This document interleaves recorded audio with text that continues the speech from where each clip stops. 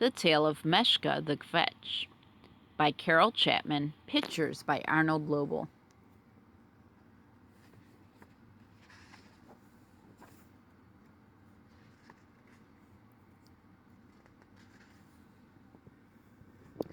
In the small village of Himmer lived Meshka, who was considered by all of the village to be the village Kvetch.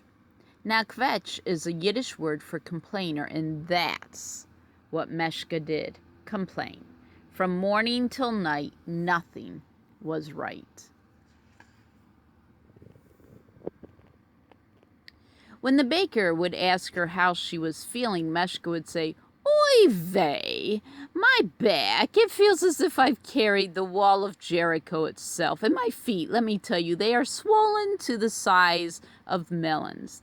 Then the baker would shake his head from side to side. When the dressmaker would ask how her children were, Meshka would say, "Oy vey, my son, he does nothing but read and sit around the house like a bump on a kosher pickle. And my daughter, she only visits me once a month. It's as if I don't exist the other 29 days. And then the dressmaker would shake her head from side to side. And when the rabbi would ask Meshka how her home was, Meshka would say, "Oy vey, if only it were a home, but it's more like a box. Why my late husband couldn't have built a larger house, I'll never know." Then the rabbi would shake his head from side to side. And so it would go. No matter who was listening, Meshka had something to complain about.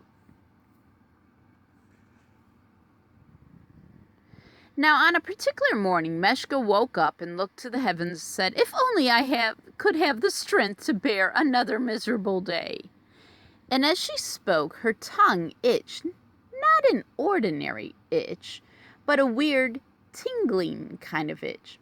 "What is this itch?" said Meshka, crossing her eyes and trying to look at her tongue. She could see nothing unusual, so she went into the kitchen and prepared breakfast. Then she called her son, but he did not come. "Such a lazy boy," said Meshka, "like a bump on a kosher pickle." Meshka went to her son's room. He was nowhere to be seen, but there on his bed was a huge green pickle with one big bump on it. Meshka gasped at the sight, and then she searched the house for her son, but she could not find him. Where could he be in this little box of a house? Meshka wondered aloud, and at that her house groaned and creaked and began to shrink, and soon it was so small that Meshka's head was poking out the front door and her legs were sticking out the windows. Meshka was frantic, but she screamed and kicked until she had wiggled free.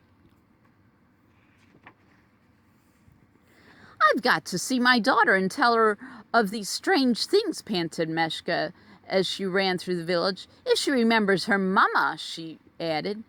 Then she reached her daughter's house and she knocked on the door. "Yes, what is it, old woman?" said her daughter, opening the door. "What is old woman?" asked Meshka. "I'm your mama." "You are not my mama," said her daughter, and she closed the door firmly. Meshka was dumbfounded. "What is happening?" she exclaimed, clutching at her heart. "Isn't it enough that I am not well, that my back aches as if I were carrying the wall of Jericho itself, and now my feet are swollen like melons?" And at those words, Meshka's feet became 10-pound melons. And she lost her balance and rolled to the ground. And as she fell, a huge wall appeared, pinning her down. And there she lay for a good hour, moaning over her dilemma. And suddenly Meshka heard a voice. "And how is your home?" Meshka looked up and saw the rabbi smiling down at her. "Oh, Rabbi," cried Meshka, "let me tell you what has happened." And the rabbi listened as Meshka told him of her latest troubles. When she had finished, the rabbi shook his head from side to side. "I have heard of such cases," he said. "Did your tongue itch?" a strange kind of itch this morning. Yes, yes, Meshka exclaimed. The rabbi shook his head again. I'm afraid you have the Kvetch itch. The what? Asked Meshka. The Kvetch itch, repeated the rabbi. It rarely happens and only to a Kvetch, and it causes everything the Kvetch complains about to come true. Oy vey, cried Meshka. I have caused these things to happen with my own words? How can this itch be cured? It cannot be, said the rabbi. You will have it the rest of your life. At this, Meshka let out a mournful wail. Oh!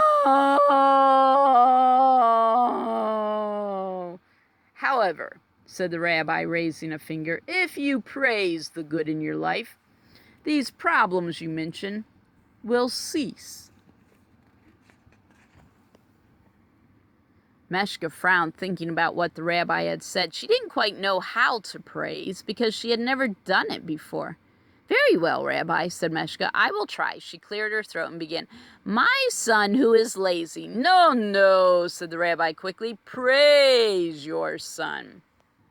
So Meshka started again. My son who is good. Yes, yes, cried the rabbi. Go on. He reads to seek knowledge, continued Meshka. My house is snug and well built. I am lucky that my daughter, who is busy with her own family, visits me once a month. I am grateful that I am living and in good health for a woman of my years. And at these words, the wall disappeared. Meshka's feet became feet again, and Meshka's daughter opened the door of her house. Mama, she said, I was just coming to visit you. When Meshka returned to her home, she found it just as her husband had built it. And when she went into her son's room, there he was, reading a book and smelling a bit like pickle juice. And from that day on, whenever Meshka would start to complain and say, Oy vey, she quickly said instead, things are good and I am happy. And soon she was. So like Meshka, we need to learn to be happy with what God's given us and not complain all the time.